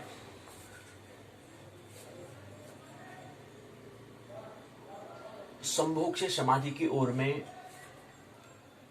संभोग में जो हमें क्षणिक अनुभव मिलता है वह हम या किसी हम पुरुष का किसी स्त्री से, स्त्री का किसी पुरुष से जो आकर्षण जो होता है, जो अट्रैक्शन जो होता है, वो अट्रैक्शन वो शरीर के लिए नहीं होता है, ये हमें ख्याल रखना चाहिए। वो किसके लिए, वो अहंकार शून्यता, कैसे मैं अहंकार शून्य ईगो लेसनेस को प्राप्त करूं, कैसे मैं समय शून्यता को, कैसे मैं टाइम लेसनेस को प्राप्त करूं, कैसे मैं मन शून्यता माइंड लेसनेस में हूं को प्राप्त करूं। ये 3 बात के लिए वो क्या होता है, वो क्षणिक जो संभोग जो होता है, सेक्स जो होता है, उसमें हम क्षणिक जो अनुभव प्राप्त करते हैं वो क्षणिक होता है। लेकिन उस क्षणिक के लिए हम क्या करते हैं, ये अट्रैक्शन हमें होता है। वो किसके लिए, कैसे में, तीन बातें के लिए, तीन बातों के लिए। पहली बात होती है अहंकार शून्यता, ईगो लेसनेस के लिए वो आकर्षण होता है, किसी शरीर के लिए नहीं होता है, ख्याल रखना चाहिए। नहीं पुरुष को स्त्री का और नहीं स्त्री का पुरुष का जो आकर्षण जो हो रहा है, अट्रैक्शन जो हो रहा है, वो इसके लिए नहीं होता है, ख्याल हमें रखना चाहिए। वो किसके लिए, ईगो लेसनेस, कैसे मैं अपने स्वभाव, जो मेरा अहंकार शून्यता, मेरा जो स्वभाव है, कैसे मैं अपने स्वभाव को। दूसरा स्वभाव आता है टाइमलेसनेस, मैं कैसे समय से शून्य हो जाऊं, शून्यता को प्राप्त करूं, कैसे मैं समय शून्यता का अनुभव करूं, और कैसे मैं मन शून्यता का अनुभव करूं। ये तीन बातों के लिए क्या होता है, अट्रैक्शन होता है, ये ख्याल रखना चाहिए। तो तीन बातें होती हैं, इसलिए जो, और हम क्या करते हैं, उस क्षणिक अनुभव के लिए हम कितनी कीमती चुका देते हैं, कितना बड़ा कीमत हम देते हैं उस क्षणिक अनुभव लेने के लिए। हम कहते हैं कितना ही हमें कीमत चुकानी पड़े हम चुका लेंगे, कितना ही ऊर्जा का हमें अधोगमन में हमें गमन करना पड़ता है, उसके लिए हम राजी हो जाते हैं ताकि वो क्षणिक अनुभव मिल जाए। लेकिन जैसे क्षणिक जो अनुभव होता है, जैसे पूर्ण हो जाता है, फिर हमें बेचैनी होती है, यार खाली इतनी ऊर्जा खाली बेकार गई, एनर्जी खर्च हुई, बड़ा हतोत्साहित होते हैं। जब पहले संभोग करते तो हतोत्साहित होते हैं, यार इतनी ऊर्जा मैंने व्यय की फिर भी अनुभव को नहीं मिला, क्षण का मिला वो तुरंत गायब हो गया। क्षणिक मेरे को जब बिजली कड़कती तुरंत देखता तुरंत चली जाती है, ऐसे क्षणिक अनुभव था। जो बिजली कड़की वो भी तो एक एनर्जी है, ऐसे यहाँ पर भी एनर्जी है। लेकिन मुख्य प्रसंग जो है अट्रैक्शन की हम जो बात करें, वो तीन बात होती है, मन शून्यता का अनुभव, अहंकार शून्यता का अनुभव, समय शून्यता का अनुभव। तीन अनुभव को कैसे मैं प्राप्त करूं, उस अनुभव को मैं कैसे लूं, उसके लिए मैं कितनी कीमत चुकाने पड़े मैं करने को तैयार हूं, लेकिन नहीं हो पाता है। फिर बार बार फिर थोड़ी देर फिर बेचैनी हो जाती है, फिर करते हैं, फिर चुकाते हैं, फिर नहीं पकड़ में आती है, फिर अहंकार शून्यता का अनुभव नहीं हो पाता है, फिर समय शून्यता का अनुभव नहीं हो पाता है, फिर मन शून्यता का अनुभव नहीं कर पाता हूँ, फिर चूक जाता हूँ, फिर प्रयास करता हूँ, लेकिन एक प्रयास में कितनी कीमत को देनी पड़ी इसका भी ख्याल होता है। फिर बाद में हतोत्साहित होते, बड़े निराशा में आते हैं। जब हम संभोग करते हैं तो उसमें निराशा का अनुभव करते हैं, लेकिन इतनी बड़ी कीमत चुका रहे हैं, लेकिन फिर भी वो अनुभव को हम प्राप्त नहीं कर पा रहे हैं, चूक जा रहे हैं, च्युत हो जा रहे हैं, चूक जा रहे हैं। कैसे अच्युत हुए, कैसे अचूक हुए, उसके लिए यह बात हमें समझना चाहिए कि जो हमारा आकर्षण हुए किसके लिए है, अहंकार शून्यता। तो यहां से हमें अहंकार शून्यता के लिए बिना दो शरीर के आपस में मिले हुए भी हम इसका अहंकार शून्यता का, समय शून्यता का, मन शून्यता का अनुभव, एक्सपीरियंस हम ले सकते हैं बिना दो शरीर के मिले। दोनों शरीर का मिलना, संभोग में क्या होता है, दोनों शरीर के, दो शरीरों का प्रकृति के तल में अधिक से अधिक पास आना, निकट आना, ये कहलाता है। ये स्थिति को हम संभोग या सेक्स कहते हैं। लेकिन समाधि क्या है, ठीक इसके विपरीत। समाधि में क्या होता है कि दो आत्माओं का क्या होता है, परमात्मा के द्वारा, परमात्मा के तल पर दो आत्माओं के समीप आना, वो क्या है, समाधि है। तो ये समाधि मतलब बिना संभोग के भी हम समाधि को उत्पन्न प्राप्त कर सकते हैं। उसके लिए हम अहंकार, और संभोग में क्या होता है, अहंकार शून्यता, तीन बातें होती है, अहंकार शून्यता, समय शून्यता और मन शून्यता, माइंडलेसनेस। कैसे मन शून्य, कैसे विचार, इतने सारे विचार चल रहे हैं हमारे, 72,000 विचार हमारे मन में चलते हैं, तो कैसे उसमें शून्य हो जाऊं, कैसे उनसे मैं अपने स्वभाव, जो मेरा स्वभाव है निर्विचार होना है, कैसे उसको प्राप्त करूं। उसको प्राप्त करने के लिए अट्रैक्शन होता है। ख्याल रहना चाहिए किसी के शरीर के लिए आकर्षण नहीं है, हमारे अपने स्वभाव से कैसी मुलाकात हमें हो जाए, इसलिए अट्रैक्शन होता है, आकर्षण होता है, मिलन होता है। इन तीनों के लिए ये हमें ख्याल है या नहीं है, इसलिए इस बात को मैं यहीं पर छोड़ देता हूं कि आप विचार करें, चिंतन करें कि मैं इस चीज को, इसके लिए ये अट्रैक्शन जो हो रहा है इसको मैं समझता हूं, अपने स्वभाव को, स्वभाव से मुलाकात कैसे हो, उसे विचार करना चाहिए। मैं क्या इसके लिए कर रहा हूँ या शरीर के आकर्षण कर रहा हूँ। हालांकि शरीर के आकर्षण के लिए जब आप आपका अपना जब अनुभव होगा तो आपका अनुभव भी यही आएगा कि शरीर के लिए नहीं होता है, शरीर के लिए आकर्षण नहीं होता है, वो कुछ और ही बात है, कुछ और के लिए होता, और के लिए आकर्षण हो रहा है, अट्रैक्शन हो रहा है, वो हो रहा है अनुभव के लिए। तो संभोग में क्षणिक अनुभव होता है और समाधि में क्या होता है, शाश्वत होता है। ध्यान प्रेम में भी क्या होता है, उसमें हम ध्यान में भी अहंकार शून्यता ही तो होता है, समय शून्यता भी होता है और मन शून्यता भी, ध्यान में यही तो है। तो बिना फिर संभोग के भी हम उस घटना को कर सकते हैं और उस दिन फिर आ जाएंगे समाधि को उपलब्ध हो जाते हैं, जब इस बात को हम समझ जाते हैं। तो यहीं पर इस पर विचार करना है, चिंतन करना है कि अट्रैक्शन जो हो रहा है वो अच्छी बात है, स्वाभाविक बात है, लेकिन उसका उपयोग क्यों हो रहा है इस पर हमें ख्याल करना चाहिए। वो ख्याल है तीनों के लिए, कैसे हम ईगो लेसनेस हो जाएं, कैसे हम माइंड लेसनेस हो जाएं, कैसे हम टाइम लेसनेस हो जाएं, कैसे हम अपने स्वरूप को प्राप्त करें, कैसे अपने स्वभाव से हमारी मुलाकात हो जाए, यही महत्वपूर्ण है। इसी के लिए अट्रैक्शन, इसलिए आकर्षण होता है एक दूसरे का, स्त्री का पुरुष से, पुरुष का स्त्री से। इस पर अपनी बात को विराम करता हूं। मानना नहीं है, जानना है और आनंद महोत्सव पर जीवन जीना है। जीवन एक अभिनय, एक कला, एक कलाकार बनना है, जीने की कला हमें आनी है। एक सूत्र हमने आज महत्वपूर्ण कहा था, पशु का केवल मतलब पशु जानवर से नहीं होता है, मानव भी पशु तरह के रूप में जीवन जी रहा हो सकता है। इसलिए निरीक्षण करना है कि मानवता था, जो मानवता है, क्या मैं मानवता में को परमात्मा ने मेरी कृपा कर दी, मेरे को मनुष्य शरीर दे दिया है, क्या मैं पशु की तरह तो जीवन मेरा जीवन जीने का ढंग वैसे तो नहीं है, कहीं पशु तो नहीं, कहीं पास में बधा तो नहीं हूँ। और दूसरा हमने कसाय कहा था, कसाय का मतलब कसा हुआ, जो कसा हुआ है, जो बधा हुआ है, जो फंदे से बधा हुआ है। तो कसाय जैन का और पशु हिंदू का शब्द है। तो पशु का मतलब था जो पास में बधा हुआ है। मानना नहीं, जानना है, आनंद महोत्सव पूर्वक जीवन जीना है। विचार करेंगे, चिंतन करेंगे, मनन करेंगे, बिल्कुल मानने की आवश्यकता नहीं है। मेरी बातों को प्रेम पूर्वक शांति तो सुना, बहुत बहुत अनुग्रहित हूँ। अंत में सबके भीतर बैठे परमात्मा को प्रणाम करता हूँ, मेरा प्रणाम स्वीकार करें।